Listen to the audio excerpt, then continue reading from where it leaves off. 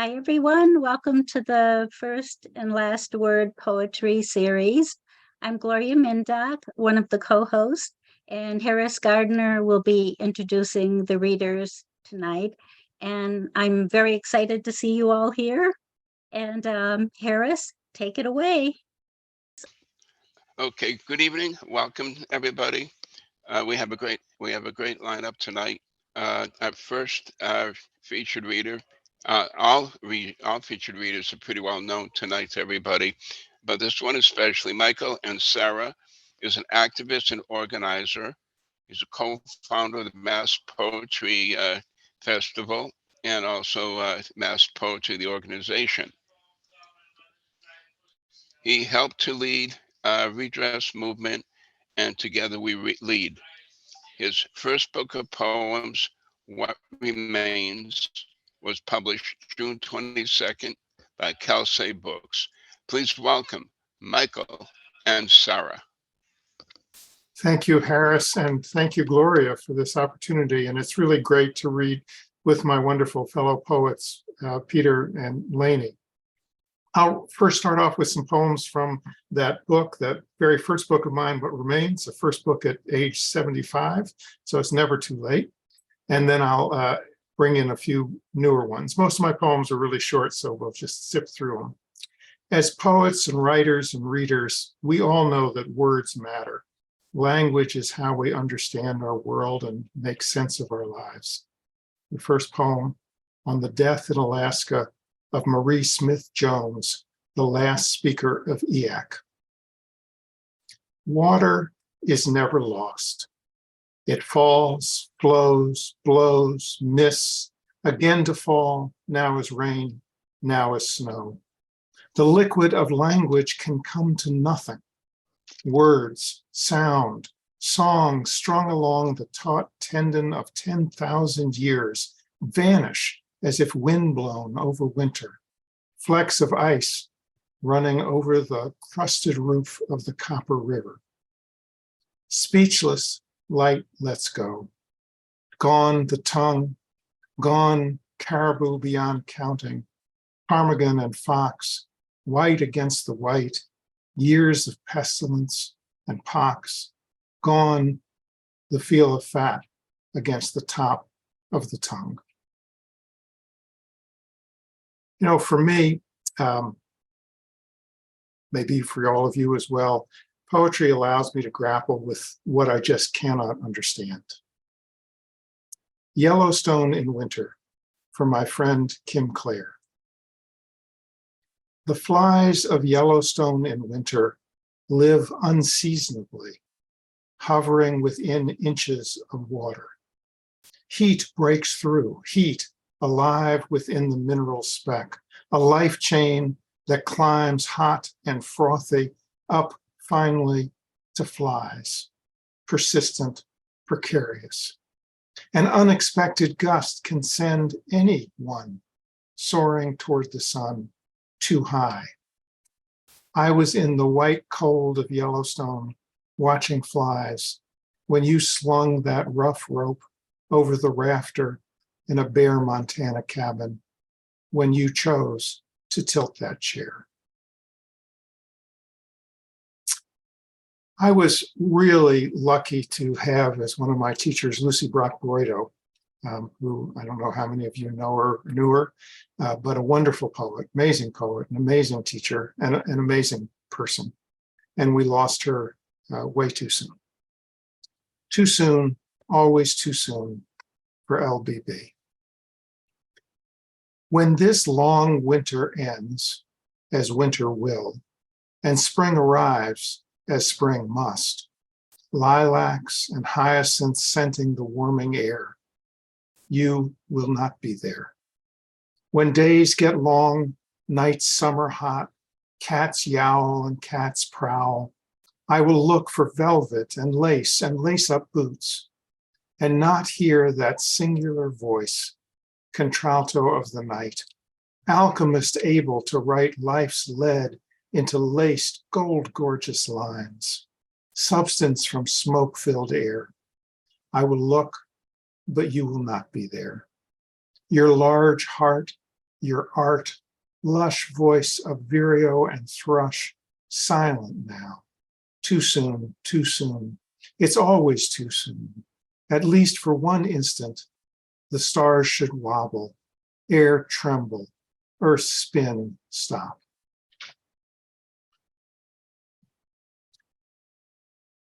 Race is just a story. In the alley or lewd casino, every game its dealer, every story its teller. In caves, in cotton fields, on playing fields, while plowing fields, in ice storms, dust storms, monsoons, typhoons, fictions. The shape of your head, the meaning of your lips, the curl, the color, the kink, the length, the sun, the cold, the light, the dark. Race is just a story, but because of it, the shackle, the whip, the brand, the noose, the bullet, endless songs of mourning rising like soft smoke in the evening sky. Race is just a story. Every story its teller, every salt tear tastes the same.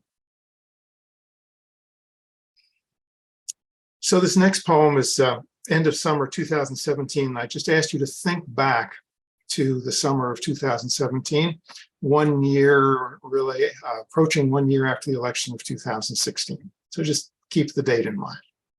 End of summer 2017.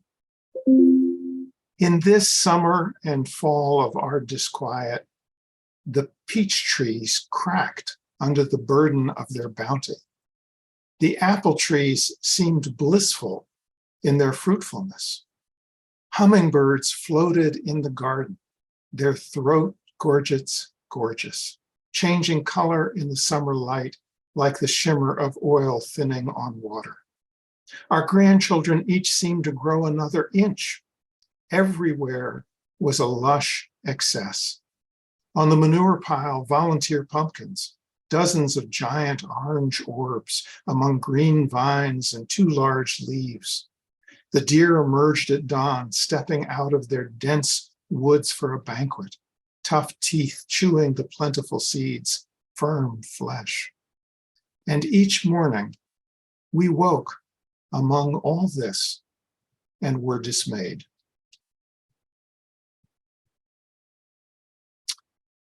So let me share a couple of newer poems. Some poets write often about the moon or the ocean. I seem often to write about the spring as a way of grappling with the world around me and my own condition. So here are 3 poems. One from the spring in 2021, as we seem to be coming out of the pandemic. One in 2022, as the war in Ukraine commenced, and one from this year. 3 very different spring poems. Spring morning, 2021. All spring, winds strong, as if to scour clean.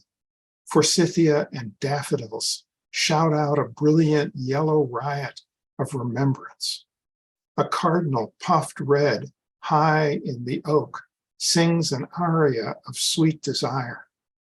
A bleeding heart has managed to shove its blossomed hearts through the dark center of our rock wall into a patch of sun. Everywhere, earth seeks to mend itself, and we believe again that we will live forever. Early spring 2022. The flocks rise and fall, settle, spook, settle again, Morse code of disaster. A young mother and 2 children, moon boots, blue backpack, bodies in unnatural angles, blue bike, bag of potatoes scattered in the street. I am old now, my youth consumed in passion to end an earlier war. The flocks rise and fall, settle, spook, settle again. Premature spring. Joy has too often been a stranger, inexcusable given the lush conditions of my life. Now the sun seems suddenly stronger. Mud sucks at my shoes. My body still moving is a blessing. Your body remains the sun of my desires. I think again of those flies of Yellowstone in winter, hovering near the warm waters, a sudden gust sending them soaring, like Icarus flying toward the sun, unlike Icarus toward a cold ending. I feel a chill in my bones, even as the earth warms. This year, winter was largely limited to 2 days when the earth cracked from the cold. My spirit still soars at your soft sigh. That our bodies still move together is a rare blessing. Now the sun seems suddenly stronger. Of course, most poets, me included, feel we need to reflect on our childhood, so here's my attempt to think about that. As a child, I felt the wild. As a child, I felt the wild of the woods, easily believed trees talked to each other, sharing as they stood slow whispered truths. I understood crows are adept at crafting tools from twigs, leaves, even their own feathers. Most days, I felt wonder as a physical fact. A year spanned continents. I delighted in running through bladed sunlight or riding sweaty Shetland ponies round and round a sweetgrass oval dipped in the fragrance of crushed clover. Never said I was certain I would last forever. Always believed I would come to understand how to steal bees' sweet honey without getting stung. Soon enough, I grew to see not trees, but the one, improbably perched swamp maple, tentacle roots hugging the large lichen-licked boulder, and the one umbrella elm shading a sheltered meadow, and under it that one white and black belted bovine Galway whose liquid eye calmed me. Soon enough, again, I changed, growing preoccupied with people, somehow forgetting everything I knew, balancing on the sharp knife edge of stress and strife-filled decades that passed as quickly as a sigh, skimming the surface of this, my one life. Finding a photograph of my mother modeling, young and naked. She stands as if striding into the center of the group of eager art students. Chiseled straight nose, silhouetted sculpted breasts, the black night of her hair pinned up to reveal the full sweep of her nude neck, one arm raised revealingly, the other trailing her slender but full top, fused to already thick Rodin thighs that had yet to open into light, yet to push out her finest art. A determined artistry in her stance, as if to entice each brush to dance down the length of her body, lush and young. I was a baffled boy. Impossible to connect this woman, proud, brazen of body, with the tired, thick-waisted mother across the kitchen table, the thin skin of the blued half moons under her eyes, pulsing to the rhythm of disappointment. What did I know? Nothing of the engine of desire, nothing yet of regret.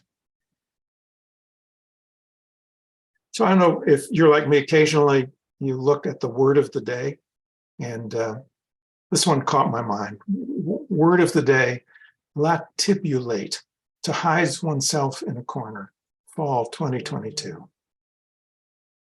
The leaves are down, the hummingbirds have flown. The remains of something lies rotting in the brush. At night, there is the fall hush as the peepers look to the mud, wise preparation for what is to come. Everything that had grown now stops and stills. An election looms, and dread fills the empty moments. The currents gather speed, history swirls like oil mixing in water. A friend sends me a photo of the pillars of creation, flung gas and newborn stars, startling, sumptuous, vast enough to remind us of exactly how insignificant we are in our tiny corner.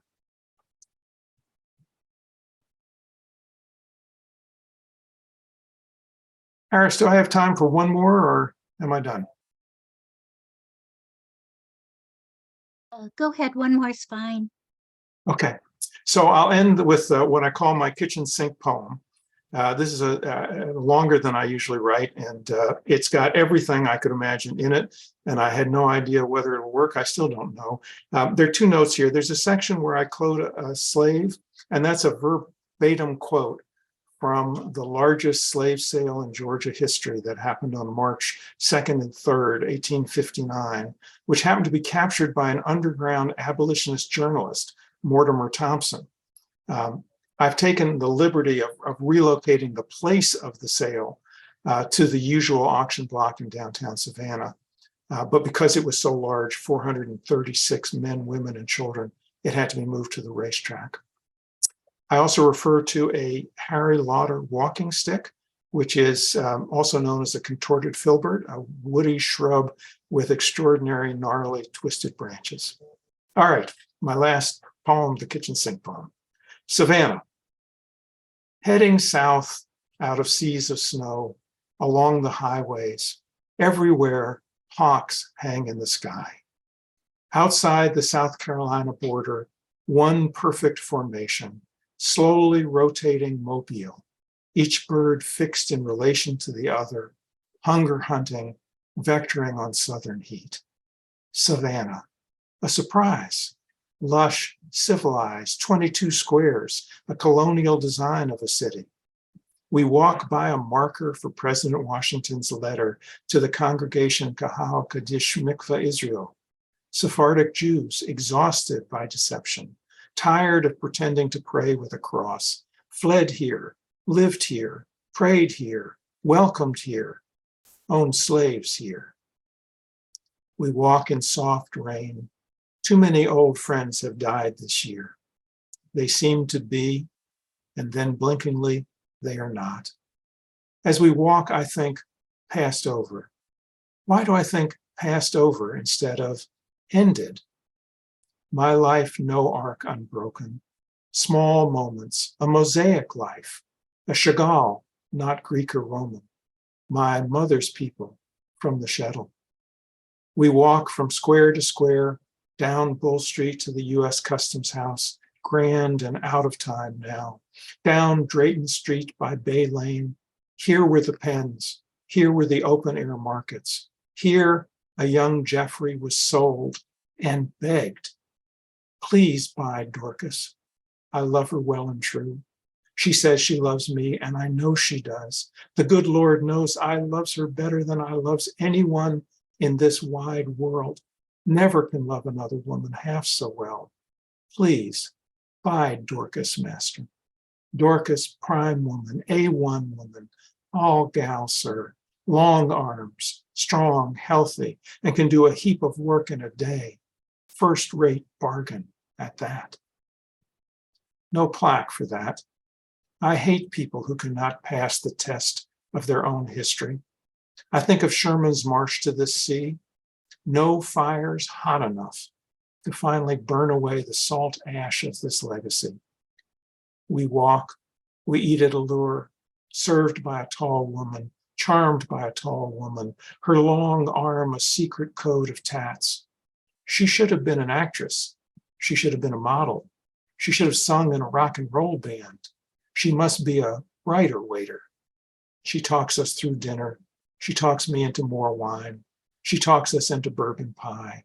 She shares her name, talks me into trance. Why did my generation feel so free to be heedless with their children and their names? Montana, Wildflower, Moonbeam, Blossom, Chakra, Willow, Moonshine, Monterey. Names matter. We become what we are called to be. Impulse, indelible writing, more powerful than any inked needle. I am increasingly uncomfortable within this worn carapace of age. Now I worry that my silent eyes shout, might even be seen to be begging someone younger than both my two daughters. Take me home, take me to your bed, take me, make me other, make me young again, fool me into being. I blink, wide-eyed, hawk or hare, and look across the table at you, your knowing, slight, indulgent smile. You have known me so very long, known my faithful foolery, my many felonies never of the flesh. Time after time, I cannot believe you have stuck with me. No nullification, no secession. If I were to say any of that aloud, now or ever, you are ready to shush me into silence. The slack tide turns, rising, rushing up rivers, creeks, capillaries. Slivers of moon throb in my throat. The years are sculpting your face, once wide cheeks, now carved away, a new elegance of age. I cast a sly look at each etched line, each worthy wrinkle, each evolving familiarity. For 10,000 mornings now, I have woken up to them. Here in Savannah, I feel the soft moldering of history, contorted as the Harry Lauder's walking stick we planted in the back garden, now sleeping under 6 feet of snow. So twisted, so beautiful. Thank you so much.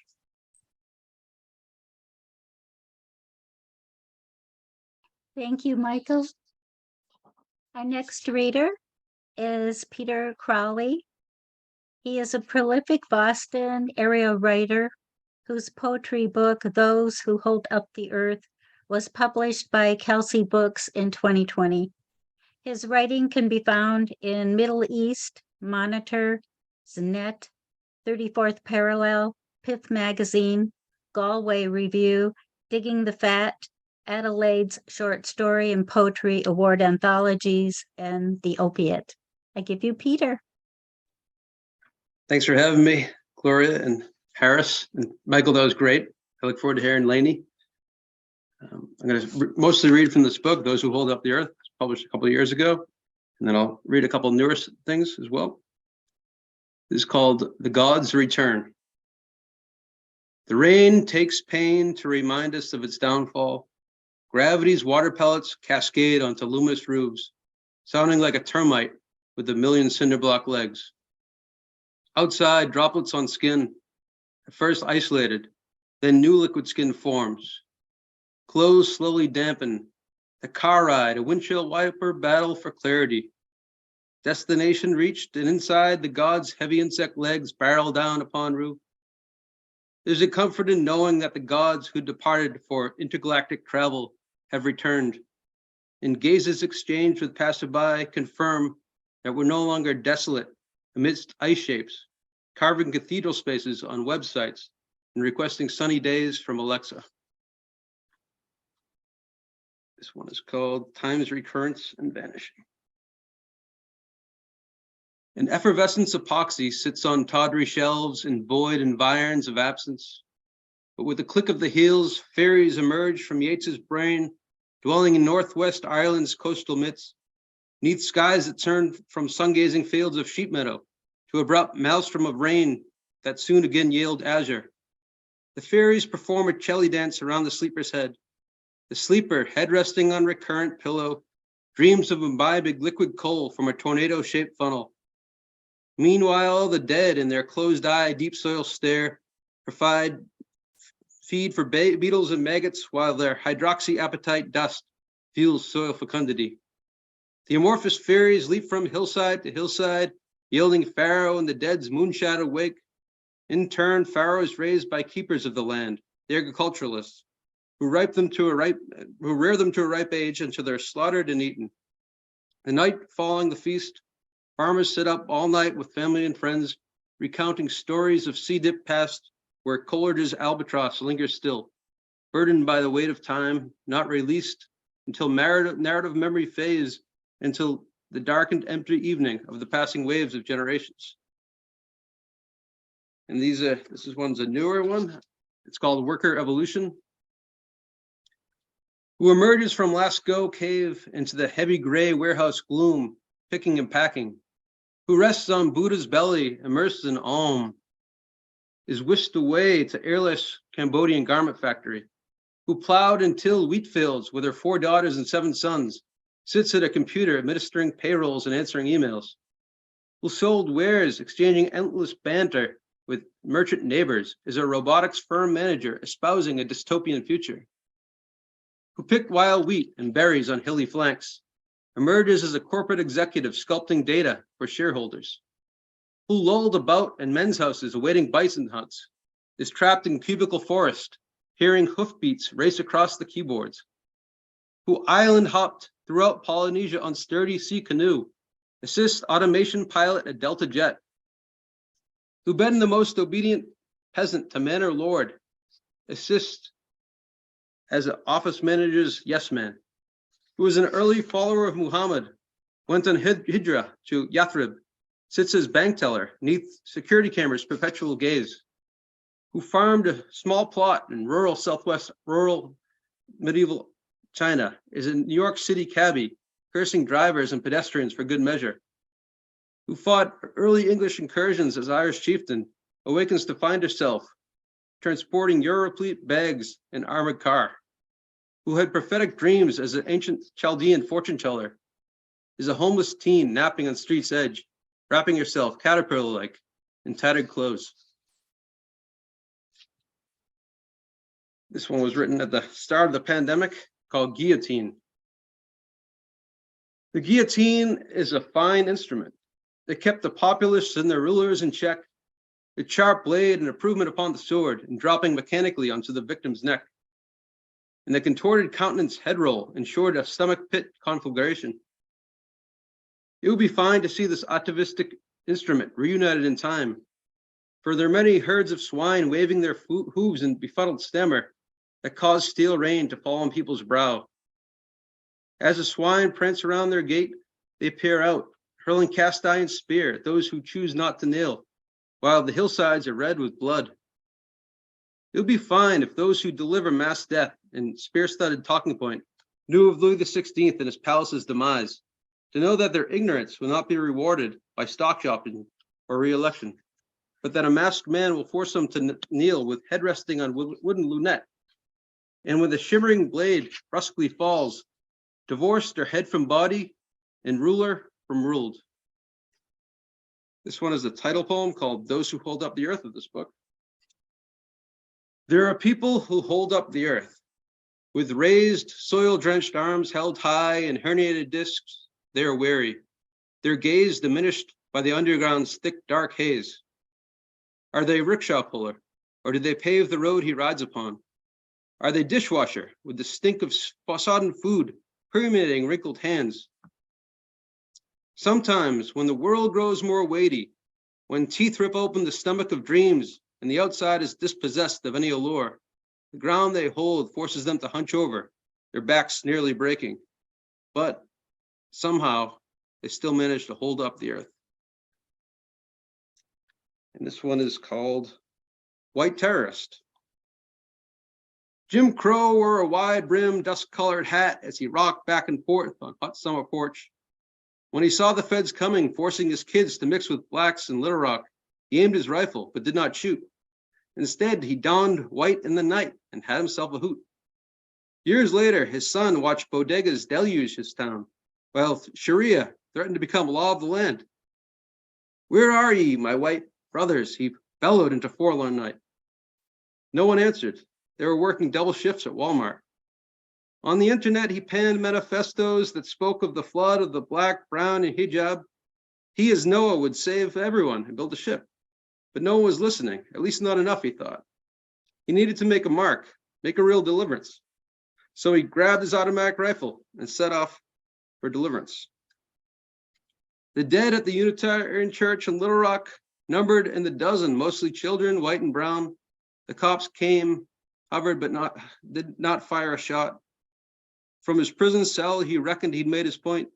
He would not let the flood tear white America down. This one is called Sickness. Life measured in breath spaces that light tinsel candles and shut off as midnight's darkness caresses pastoral landscapes before idly tossing them into the sea. Is dimly lit when the body fights with white blood cell night, insurrections taking the shape of Viking lances that carve their initials into the gut. As the body wars, eyelids cake up and the furrowed brow hangs low over vision, while the eyeball is rained upon with bloodstorm, threatening ocular appendicitis. Where is the self then? When vision is haunted by a looming pendulum in the pit every inch of one's abode, does it play dead like a Tower of London raven? Or does it sleep under swaths of thick white bandages waiting for temporal relief? When ravens fly out from the tower and they're showered upon in juniper light, or for a moment they're not weighed down by the prisoner's cinderblock cells, nor by the torturer's leering eyes behind dungeon door.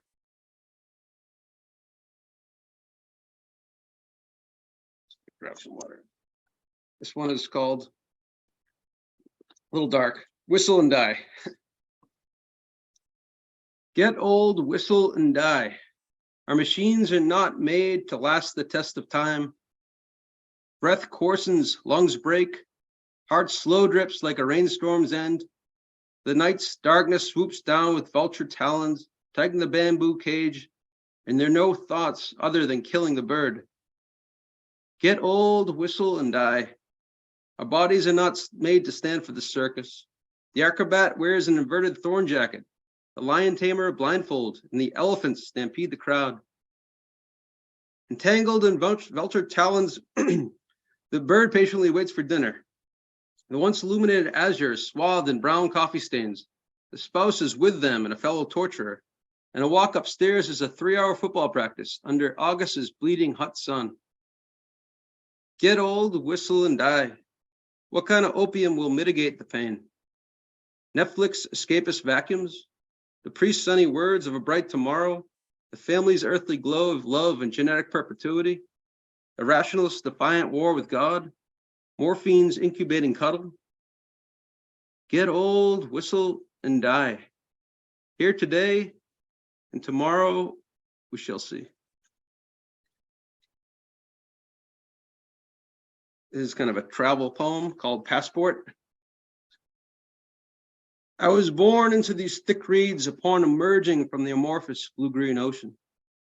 As I grew up with reed marks of printed pawn navel, I went to school, made some friends, and had crushes. In teenage years, when my face contorted in the mirror, reflected multiple illuminated countenances, I donned a bandana from infancy's reed bed. I began traveling to the furthest reaches of the earth, witnessing the bizarre and confounding. A man with elephantitis at the back of a crowded cafeteria in Singapore's Little India. Scorned by a man with his kid on a train from Tokyo to Nikko, who indicated that would taken a seat on an empty train.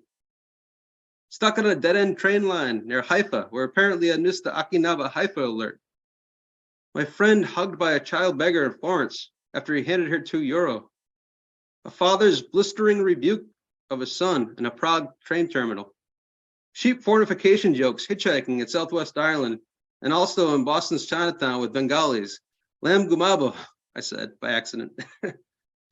Hostility from a Syrian at an Ankara train station for not understanding his Turkish colleagues' instructions in broken English. A woman's angry gaze from a van passenger seat in Ramallah after accidentally snapping her picture when the van rode before my lens. But such othering and seeming radical alterity was overcome by warm conviviality. A random middle-aged man in Pendik, Turkey, who'd been chatting with friends but stopped to lead us by foot almost a mile to a bus stop that we never could find. Warm political debates in a Killarney pub with the bartender that continued hours past closing. Drinking into the wee hours with an Israeli colleague in West Jerusalem. Local neighborhood friendliness to strangers on a back road Florentine coffee shop where the coffee bar was replete with people standing and chatting before zooming off into work. Empathy with a West Bank Palestinian as he pointed to the separation wall and showed us the roundabout difficulties of travel. Friendship born with a cabbie business management student as he sped us clear across the plains of central Turkey to Cappadocian caves, where Hittite ghosts dreams of ancient battles against Ramses II. Bonhomie at a Bangladeshi American's turmeric ceremony in a tight Harlem venue. Jokes from a Syrian waiter at an Istanbul restaurant. He had a macabre sense of humor. After he told us he was from Syria, he held up an imaginary machine gun, which he pretended to shoot. Mollusks riding waves to shore and cast back to the sea's depths. Lovers shade-drawn, push-pull, ever stuck in the reed's tangle. And I'll just do one more called Gaia. Water flows through sapping leaves and dangling vines, and the earth resonates in deep breaths. And self-sustaining Gaia folds in upon itself with corrective breezes of eternal recurrence. And the repopulation of Yellowstone with wolves, who through their integral bond with the ecosystem, turn fallow ground into verdant lands. And the lawnmowers moan, calling to mind lost industrial age jobs and their replacement. The bleeding hum of office building silence peppered by plodding fingers on typing keyboard. The lawnmower's scratch on acoustical chalkboard is buried under thick leaves and deep forests of maple and oak. And an elderly man delights in the charms and curiosities of growing old, and a youth defiantly cackles while playing chicken on narrow roads and then speeds away from cops. In death, a return to an earth that vibrates at the seams with life. Thanks, everyone. Our next reader is Lainie Senechal. She is an artist and former Poet Laureate of Amesbury and current poet in resident at Mass Audubon's Joppa Flats Education Center. She has read and featured as many venues throughout New England. Her poetry has appeared in journals and anthologies, including the Aurorean, City of Poets, Ibbetson, Spare Change. She co-authored 2 volumes of poetry. Her most recent chapbook is Vocabulary of Awakening, and I give you Lainie. Thank you very much, Gloria. Thank you, and Harris, for inviting me to read tonight with these wonderful poets. I enjoyed Michael's and Peter's poetry. And thank you to our audience who joined us tonight. I'm going to read a series of poems I chose from poetry I've written over the last 6 months. They tell a story. So there'll be a narrative to go along with the reading. In August of last summer, I made a move. And it's not unusual for people to move, but this was a big move. I moved from my hometown of Amesbury. I was born in Amesbury. My father was born in Amesbury. I lived on the Lake Attitash. My father's family had a cottage on Lake Attitash. My father bought his first cottage right the year I was born. We spent every summer at Lake Attitash, and I left. Probably my family there'd been members of my family on Lake Attitash for maybe over 100 years, and I was the last. Farewell to Attitash. I leave the lake awash in remembrances of living along its shore. Childhood summers carousing with cousins. Decades enjoying its seasonal charms. Time passes and age sets in. My days in this place are done. Change is the expected nature of life. Many are forced to abandon homes under dire and extreme circumstances.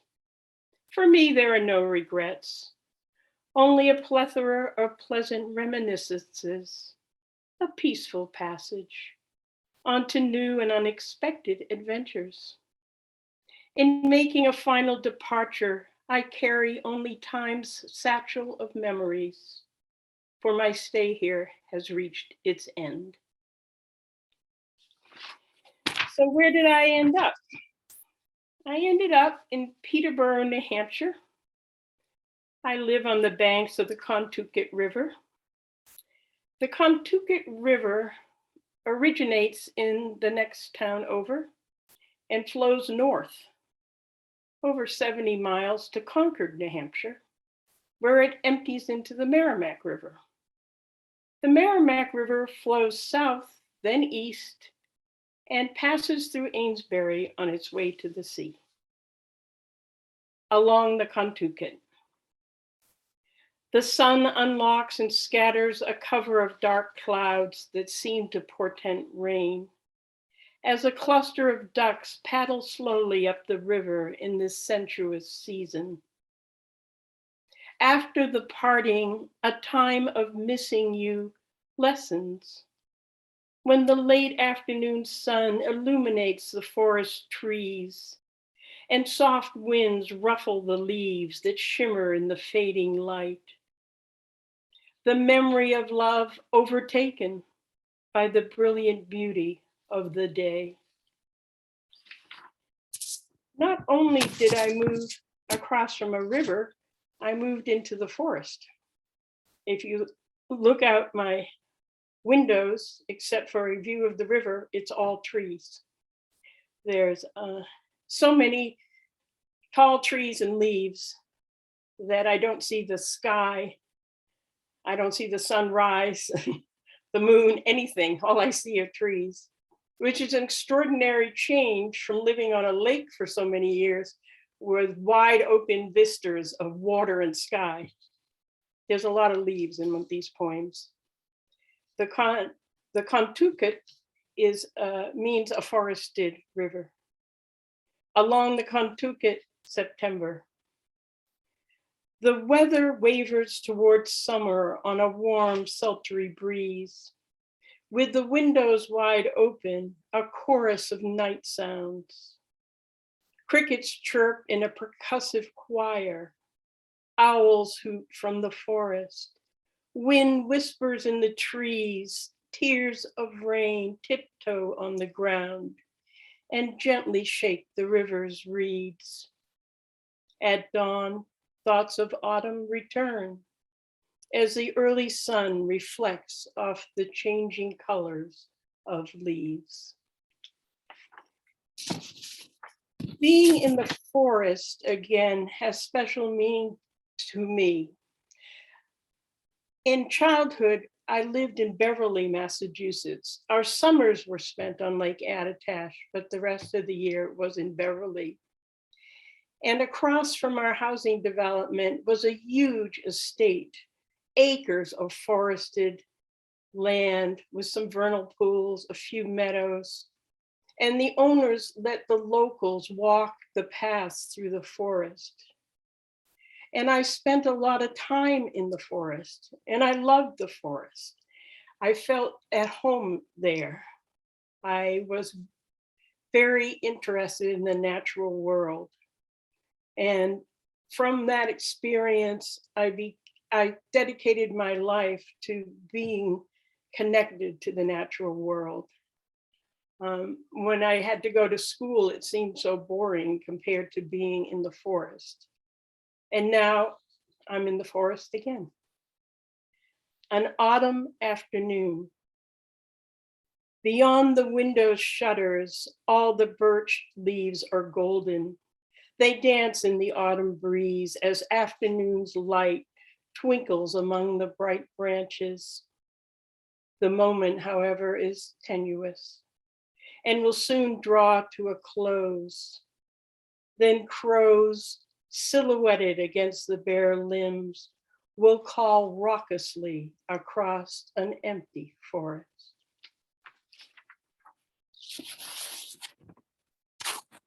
During the summer, as I explained, the view is of leaves.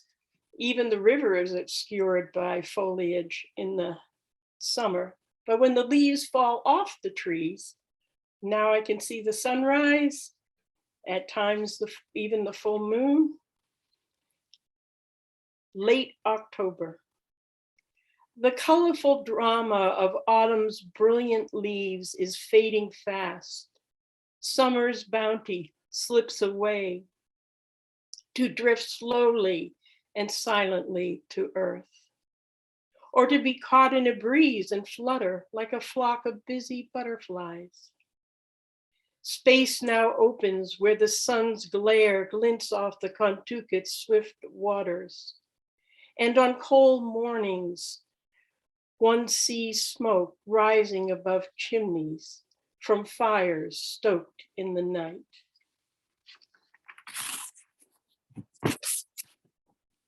As I said, the moon has become visible again. Living on the lake, I did so many paintings of the moon because I had such a wonderful view of the sky. Passage. At dusk, an aura surrounds the moon. Night's reverie is stirred when the first snowstorm appears, with large flakes falling like feathers shaken from a cloud pillow. They evaporate in a warming dawn. Although the day is mild, bare branches and white patches scattered in the deep woods inspire an undercurrent of feeling that the season is not steady and a change will soon arrive.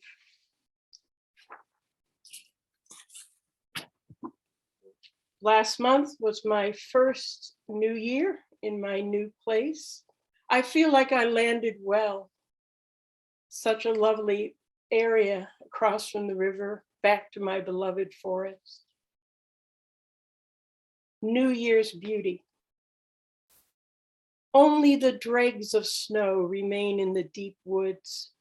Winter has slowed into milder moments that feel like spring.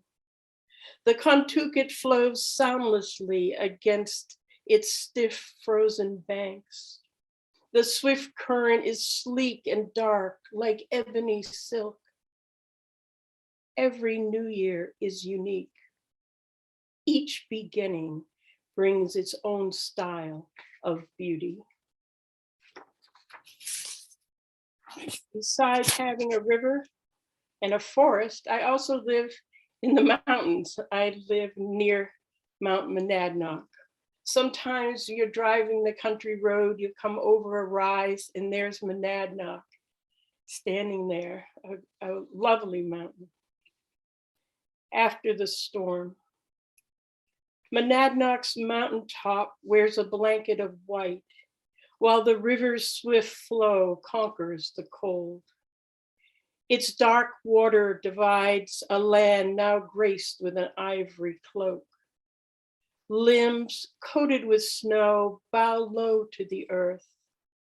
In the depths of winter, from a series of storms, the forest is transformed.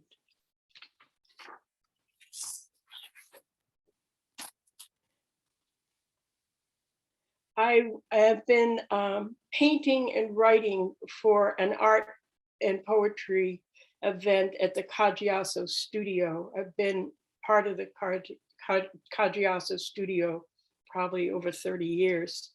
And they have regular shows and exhibits.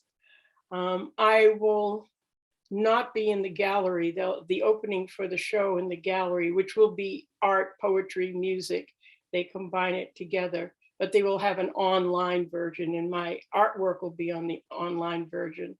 Both Harris and I have poetry that will be read, both at the studio opening and at the online. The studio opening is March 4th, the evening of March 4th. Now, when they do those shows, everybody, no matter what they're working in, if they're painters, ceramicists, musicians, poets, it's all one theme. And the theme for this show is Spring Dream. February Reverie. The wolf moon shines through the leafless trees and reflects in silver on the piles of snow that remain in the empty forest. On warm February winds, our spirits are lifted, thoughts soar to spring. A dream of the garden calls, where we will spread compost on the softened soil to plant seeds for summer's plenty. And I'm going to end with an older poem that reflects our current situation as far as the weather goes. Say it isn't snow. Although the seeds of desire for an early spring beginning take life in warm February afternoons, the season circles around and nothing but clumps of snow bloom on tips of bare stalks. A look forward, a leap back. Such is the whim of late winter's fickle days. Thank you.